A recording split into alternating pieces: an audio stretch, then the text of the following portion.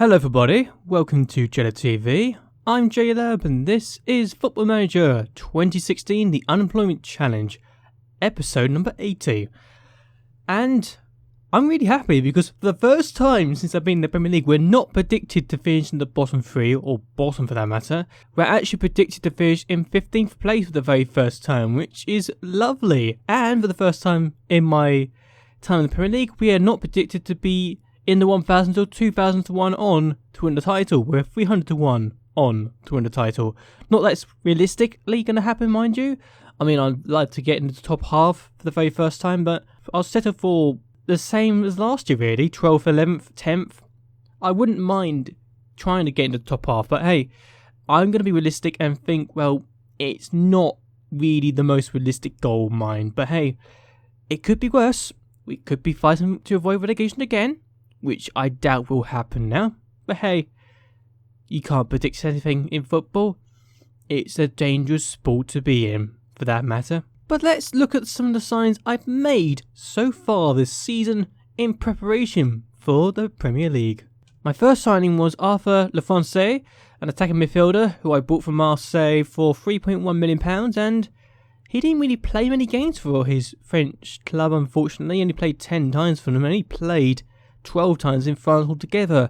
I'm hoping to give him game time, but he will be fighting Shah for a first team spot. And considering that Shah was really good last year and has been on sensational form, I think it's been a bit of a chance for Lefrançais to try and knock him off the perch that he currently stands on. But hey, I gave him a 4-year deal. I'm confident this guy can produce the goods for me. And between Lefrançais and Shah, we're going to have a very good battle for the attacking midfielder role in the team, which is pretty much eliminating Scott Wallace's chances of ever getting back into the first team for the most part, unless they both get injured. My next signing was another Frenchman, Jesse Bouliet, who I managed to buy from Lille for £5.25 million, and considering he's now worth £9.5 million and is considered a wonder kid by the media. Yes, I am saying that right now. I can even show you the proof. In the media description, wonder kid. I've managed to get a wonder kid at Macclesfield Town. I never thought I'd be saying that, but there you go. It's been achieved. Now, my goal is to ensure that this kid becomes one of the best defenders in the world. Well, at least try to. Or at least help him get on the way to become one of the best defenders in the world. I won't sell him for a small fee. I had to sell him. I'm going to look at his contract, actually. He's got a minimum release clause of clubs in the Champions League of £35 million. If I was to sell, that would be the price. I genuinely feel that I can get that much for him because of what his potential is. And relegation release clause is £20.5 million. Another large fee. So I'm absolutely certain I can get a good fee for this guy if I was forced to sell him on, but I doubt I will sell him on anytime soon. Even if his contract expires even if he's only been given a 3-year deal. Here's Aaron Ramsey. But I wanted to get another good central midfielder to provide competition. And he's not the best in the world, but he gives us more options in central midfield. So I'm very happy he is with us now. He's on a 1-year deal, and considering that I was fearing the worst a few months ago, I think having another good central midfielder helps us in the long run. I got another goalkeeper. A goalkeeper who has got a lot of experience in Britain. He played 163 times for Rangers. That's where he started his career, actually. He then went to Everton for 2 years, got relegated and promoted with them. Then went to Southampton for 2 years. He got relegated with them last year.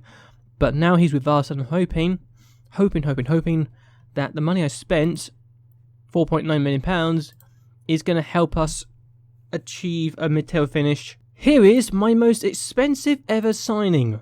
Gray can play as a winger on both sides of the field. And the only weakness I can really see is his passing, but that's nothing that I'm too concerned by. I mean, he's been relegated 3 times from the Premier League in the last 6 years, but I'm certain he can avoid any issues, even if the last 2 seasons he has been relegated from the Premier League. Oh my, I'm certain we can avoid that fate this year.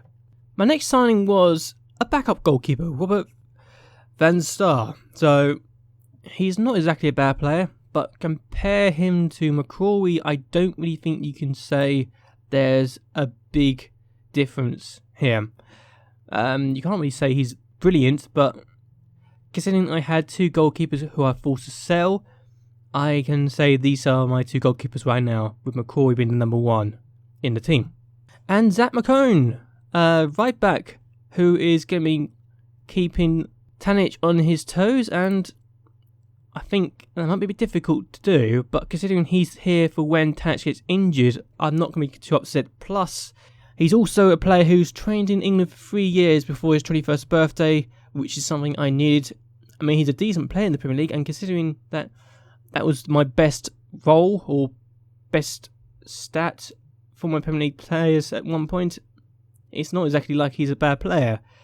It just shows how far we've come along as a team in the Premier League, considering this is our 3rd season now, and my 8th year at Macclesfield Town. I did sell a few players and let a few others go.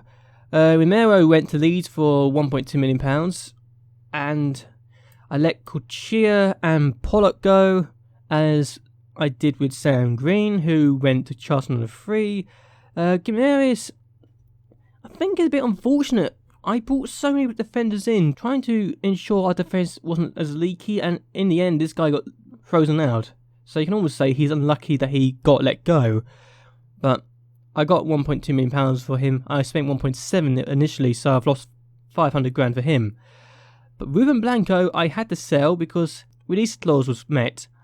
£10 million if the team that is offering the money is in the Champions League, and Dynamo Moscow offered £8.75 million up front with another £1.25 million in add-on fees. So that's why I allowed Blanco to go. He left on good terms, so we weren't exactly hating each other or anything. If anything, he was actually grateful I let him have this opportunity.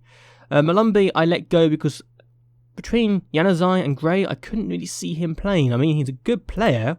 There's no doubt about it. He's a good Premier League player. But I just couldn't really see him playing too many times. I mean, he only started once last season. And I don't think he really wanted to go through that again, honestly. But there you go. I lost £200,000 for him, but I can't complain. We've got a good team here. If there is one thing I want to do before anything else, it's to produce my own players and to ensure that we have a good number of talents in the team that have come through our academy or from youth ranks to become good players. And Russell Pepper is potentially one of the easiest players I can get. He's very talented. He's already a League 2 player as a 15-year-old, and I'm really hoping that I can get him to become a leading Premier League winger, and that we can make him one of the best players ever produced by the club. I mean, he's able to become good enough as Gray and Januzaj. I need to do a bit of work with this guy because his consistency isn't brilliant. I mean, it's obvious he's not the best player in the world, but he can definitely improve. If he can become half as good as we think he can, I'll be absolutely thrilled. I hope that you have enjoyed this video. I hope you like and favourite this video and that you'll subscribe to my channel. It would really help me a lot. We got ready next in the first game of the season, but I'm looking forward to seeing how we get on in the next 2 months, really, and hoping that we can actually ensure we don't end up in a relegation fight again. I mean, at the end of last season we had a very bad end, but I'm certain we can challenge for the top half again this season, because that would be nice. But anyway, until next time, goodbye and, well, good night.